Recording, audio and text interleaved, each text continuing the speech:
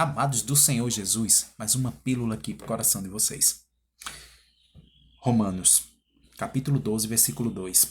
Não vos conformei com este mundo, com este século, mas transformai-vos pela renovação do vosso entendimento. Amados, o Senhor está dizendo, não se conforme com a sua vida, com o status que está a sua família, o seu estilo de vida. Não se conforme com isso, mas busque mudança.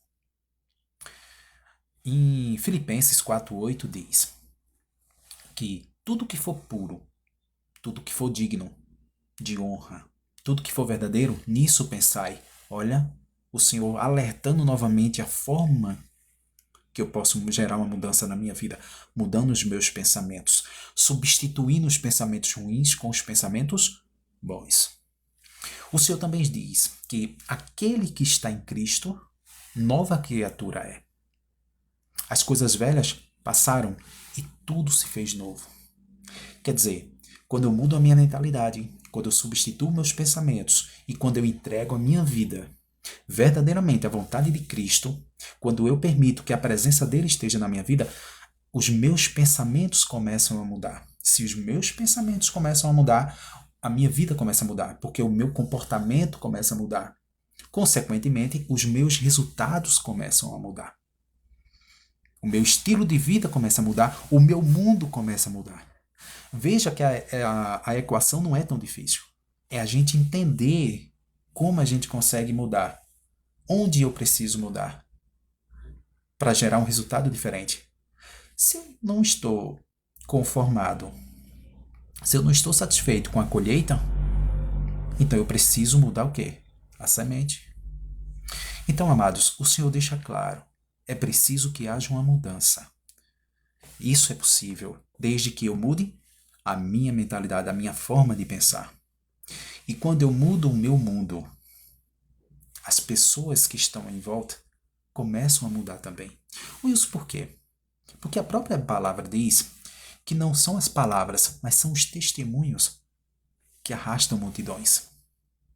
Então, quando eu estou testemunhando o Evangelho de Jesus Cristo, as pessoas vão ser impactadas com isso. O meu cônjuge vai começar a me enxergar diferente. Meus filhos, minha família em si. E o próprio Deus, que é o principal de tudo. Outra coisa, eu vou começar a me enxergar diferente. A autoimagem. Eu vou ser uma pessoa mais confiante. Uma pessoa com sentimento de merecimento. Eu vou conseguir ter esse sentimento de merecimento em relação ao amor do meu cônjuge, dos meus filhos, da minha família e principalmente do Senhor. Porque é o amor que precisamos. Então, amado, veja, esse versículo ele é tão poderoso porque ele retrata exatamente que precisamos mudar a nossa vida.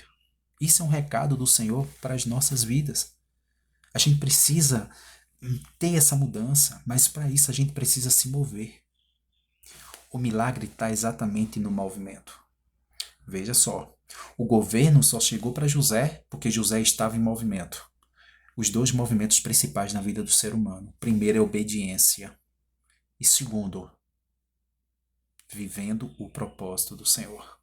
E viver o propósito do Senhor, além da obediência, é o quê? Ter a fé. Aceitar.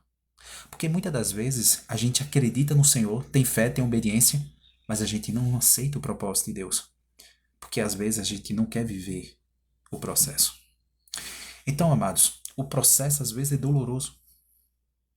Imagina o processo de José para ele chegar no governo.